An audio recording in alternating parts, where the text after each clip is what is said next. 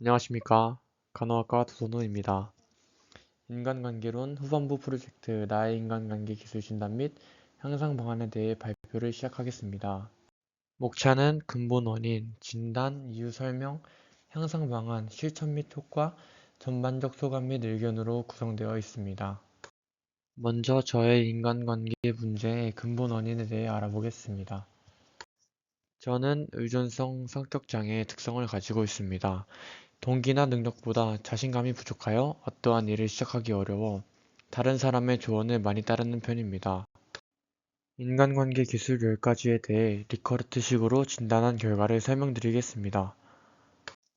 3점 미만의 항목은 공감이고 3점 이상 4점 미만의 항목은 다양성 인정, 개방, 칭찬, 용서이며 4점 이상의 항목은 경청, 표현, 감사, 봉사 조절입니다. 각 항목별로 이유를 설명드리겠습니다. 3점 미만의 항목인 공감에서 낮은 점수가 나온 이유는 평소에 표정이나 말투, 언어를 통해 상대방에게 공감을 해주지만 전혀 공감되지 않는 상황에서는 공감하기 힘들기 때문입니다. 3점 이상 4점 미만의 항목은 다양성 인정, 개방, 칭찬 용서입니다. 다양성 인정에서 이러한 점수가 나온 이유는 사람들의 자라온 환경이 다르기 때문에 서로 하는 생각이 다르고 행동이 다양하다는 것을 잘 알고 있지만 사회적 통념이 벗어난 상식 밖의 행동을 인정하지 못하기 때문입니다. 개방에서 이러한 점수가 나온 이유는 제 자신에 대한 이야기는 하는 편이지만 먼저 제 얘기를 하지 않고 오히려 상대방의 이야기를 들으려고 하기 때문입니다. 칭찬에서 이러한 점수가 나온 이유는 쉬운 일에서 칭찬하는 것보다 어려운 일을 해냈을 때 더 칭찬하기 때문입니다. 용서에서 이러한 점수가 나온 이유는 상대방의 태도에 따라서 용서하는 경우가 다르기 때문입니다. 4점 이상의 항목은 경청, 표현, 감사, 봉사 조절입니다. 경청에서 높은 점수가 나온 이유는 상대방의 사소한 이야기라도 잘 들어주는 편이고 경청의 중요성을 잘 알고 있기 때문입니다.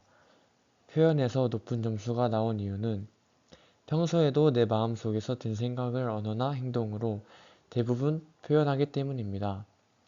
감사에서 높은 점수가 나온 이유는 작은 일에도 감사함을 느끼며 감사의 표현을 자주 하기 때문입니다. 봉사에서 높은 점수가 나온 이유는 저로 인해 남에게 이득되는 상황이 오거나 도움이 되었을 때 뿌듯하여 남을 위해 봉사하는 것을 좋아하기 때문입니다. 조절에서 높은 점수가 나온 이유는 분노할 만한 일에도 쉽게 분노하지 않고 항상 조절하려고 하기 때문입니다. 다음으로 각 점수대별 항목의 향상 방안을 설명드리겠습니다. 공감 항목을 향상하기 위해 공감되지 않는 상황에서도 상대방의 입장에서 공감하려고 노력해야 합니다. 다양성 인정 항목을 향상하기 위해 제가 가지고 있는 고정관념이나 편견을 확인해보고 서로 다름을 받아들이려고 노력해야 합니다. 개방 항목을 향상하기 위해 상대방의 이야기를 먼저 듣기 전에 내 이야기를 먼저 할 수 있도록 노력해야 합니다.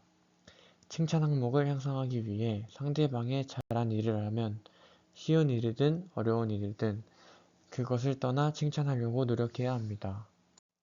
용서 항목을 향상하기 위해 안 좋은 감정을 오래 가지고 있지 않으려고 노력해야 합니다.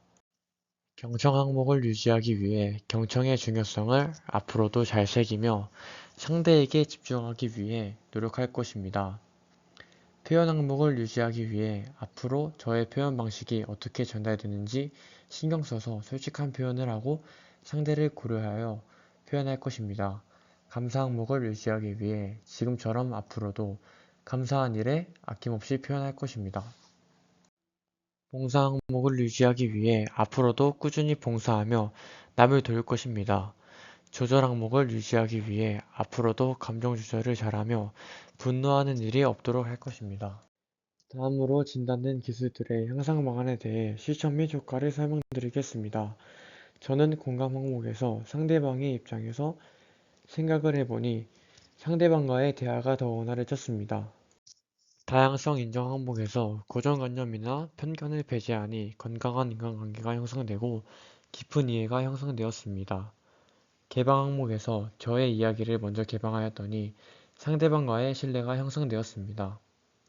칭찬 항목에서는 칭찬을 자주 하니 상대방의 동기를 더 강화시키고 좋은 행동을 유도하게 되었습니다. 용서 항목에서는 감정을 오래 갖고 있지 않으려고 하다 보니 심리적으로 편안한 마음이 들고 더 성숙해졌습니다.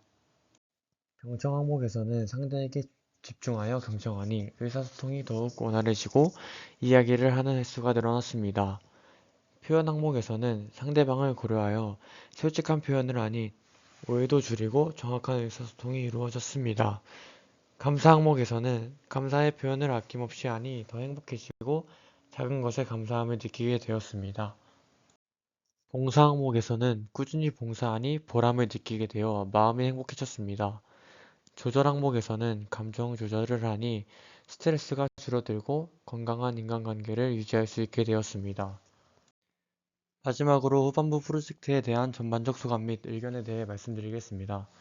저는 이번 프로젝트를 통해 인간관계 10대 전략 중 부족한 부분을 성찰해보니 제가 부족한 점에 대해 알 수 있었고 부족한 점을 앞으로 개선하기 위해 꾸준히 노력하고 더 건강한 인간관계 10대 전략을 통해 만들어 가겠습니다. 감사합니다.